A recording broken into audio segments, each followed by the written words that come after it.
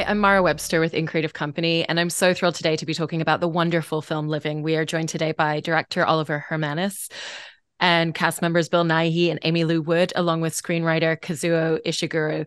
And Kazuo, I wanted to start with a question for you in terms of the way that you've written this script, because it feels like with the central character of Williams that in the dialogue of the film, what isn't said is just as vital as the words that are ever expressed out loud. And there's so many subtleties and nuances in the way that this story has been told.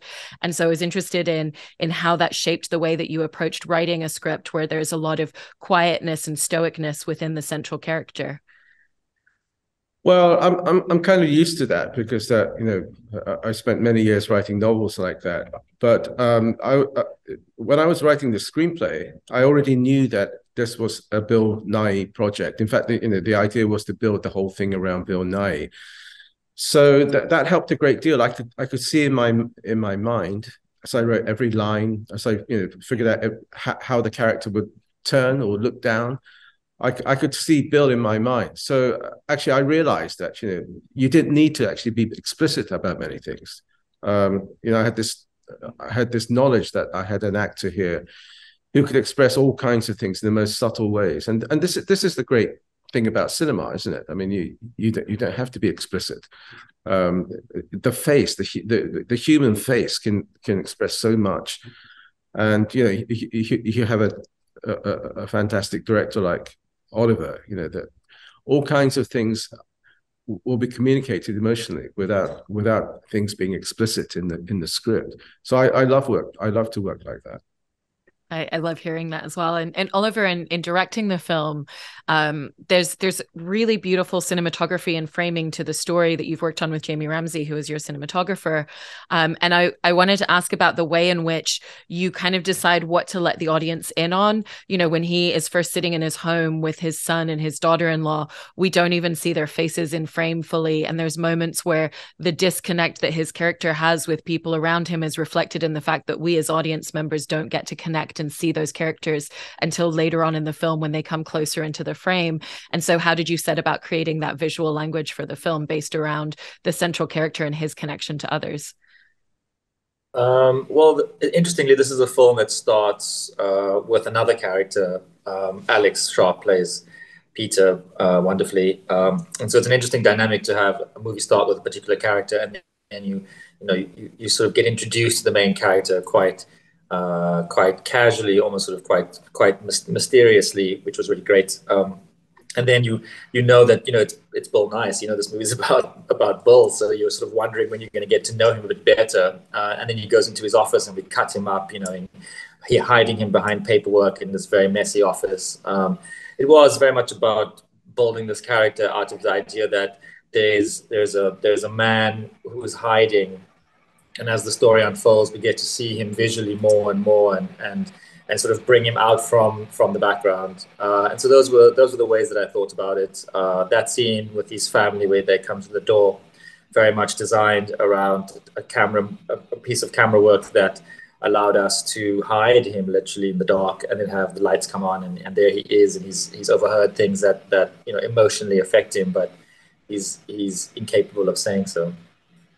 And Bill, it's such a beautiful performance in the movie because it's so subtle and so nuanced, and there's such a quiet stillness to this character, and even just the movements, mannerisms of him are very, very slight, but the smallest action or the smallest word that he says out loud can mean so much throughout the film. And I was interested in how you found that window into playing him in that way, where it almost feels like the tone of his voice when he talks is even just a little bit quieter than everyone else in the room around him.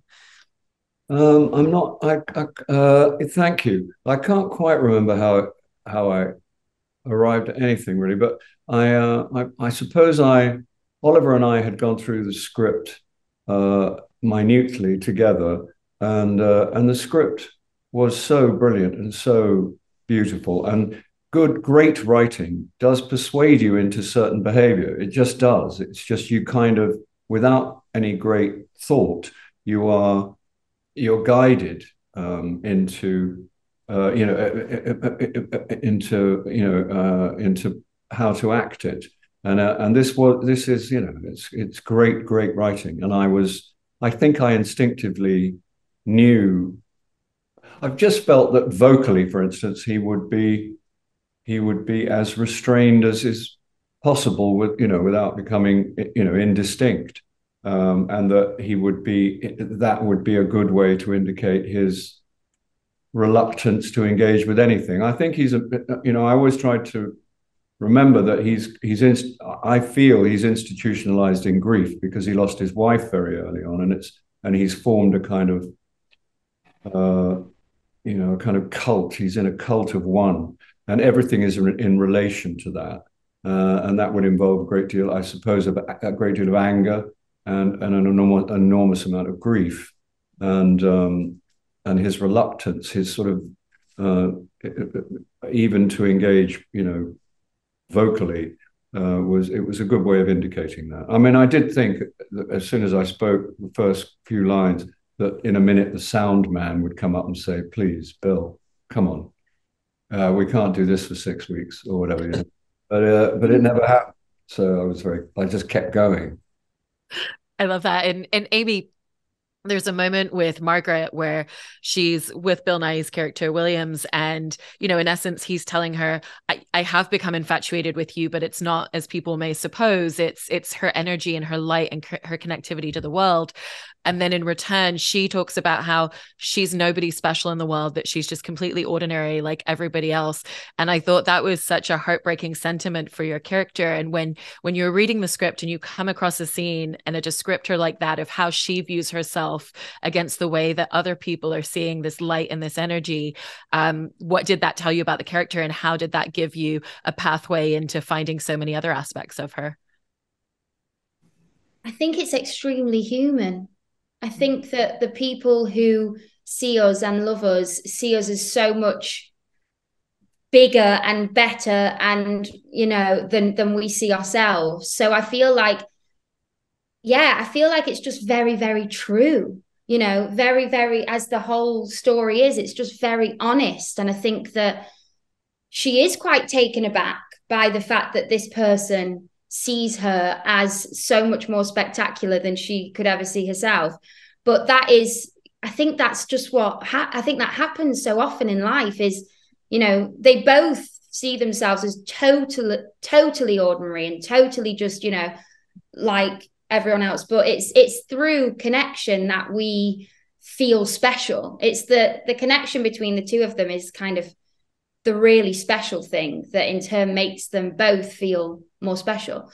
But I think that she is also quite fine with being ordinary. And I think that I love that about her. I think she's very, she's happy to leave a job that's maybe slightly seen as more respectable to go to another one that she might have a better time doing, even though it might, I think she's just happy being very much herself.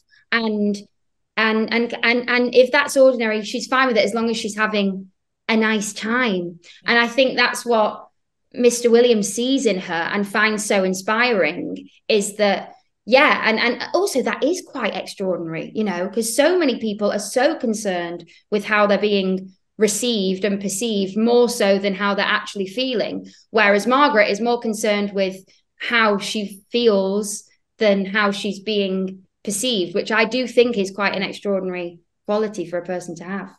It is. And Kazuo, and coming back to you, Williams going through all of this, he doesn't suddenly become this completely extroverted character and the loudest person in the room and the center of every party. It's these very subtle changes in what creates such a strong connection for him to the world around him in a way that he hasn't experienced for so many years, because of what Bill was saying about him just being trapped in the space of grief. And so when you were creating the narrative arc and the central flow of this character, how did you find the subtleties in what it looks like for a character like him to come out of his shell, because it is those smaller, minute versions of what it looks like? Well, this is what really appealed to me about the original Akira Kurosawa movie on which this movie is based. But we have, a number of substantial changes, but that I think is one of the central things that survived. Mm-hmm. This isn't quite the Christmas Carol kind of story, where somebody just has a miraculous kind of conversion overnight into somebody else altogether. Or he solves the problem about being an empty, lifeless person by just becoming somebody else altogether. I mean, that's a marvelous kind of a myth, aspirational kind of myth, but in reality, it's not going to happen to most people, And what really appeals to me about art, the message in our movie and the message in the original movie is basically it's saying, look, you can do something with the life that you actually have. This is the hand that life has dealt you, and you can't really do very much about it, particularly at the late stage in your life. You're not going to change very much. The circumstances surrounding you are not going to change very much. But nevertheless, if you make some kind of supreme effort just within that tiny space that you do occupy, in a kind of humble kind of way, you could transform everything, and that will make all the difference between an empty shallow life and one that is magnificent and full. And I think that's the kind of essence of this movie. And that's what really appealed to me about this story. Yes. And so it's very important that that the Williams character doesn't suddenly change, and I think Bill expresses this wonderfully. The changes are absolutely crucial, but they're really small and nuanced. Mm-hmm. And Bill, as you were going through the script, essentially as your roadmap for those small and nuanced changes, based on what you were talking about and how you kind of centralized the character before and a lot of that stillness, how did you find those little mannerisms or those little ways that, for him, he's suddenly becoming this hugely expressive character, but in this way that's still very quiet and almost unnoticeable to others, because even after he passes in the film, all the other characters are having a dialogue about, do you think he even knew? Because they're not sure, based on the fact that they did see some changes, but it wasn't this overnight shift. Well, again, I'm sorry I can't really remember, and I don't know what the mannerisms were, and I don't, you know what I mean. But I know that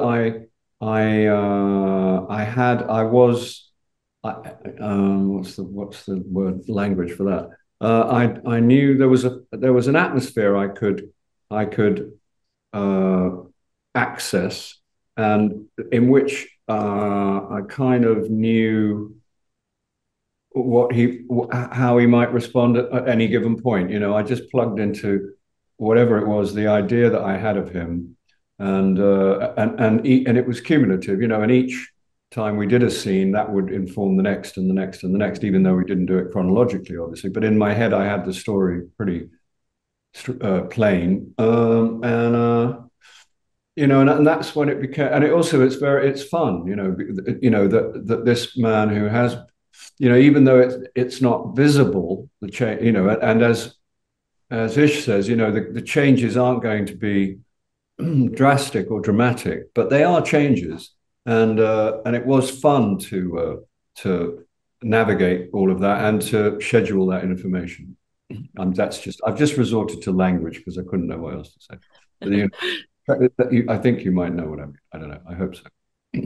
I do. It's wonderful. And Oliver, one of the things I also love in the framing of the film is that, it's set within this period space, but there's such a specificity with the way that you're bringing us in on some of the really minute details of things in frames. I even think about when the two of them are at the arcade and they're playing the claw grab machine, and there's a close up of the kind of metal thing that she has to open in order to retrieve her prize. And so you're really bringing us into a lot of the specific details on certain props and certain details, but it's also that's an object at the center of a scene that really connects something in the two of them.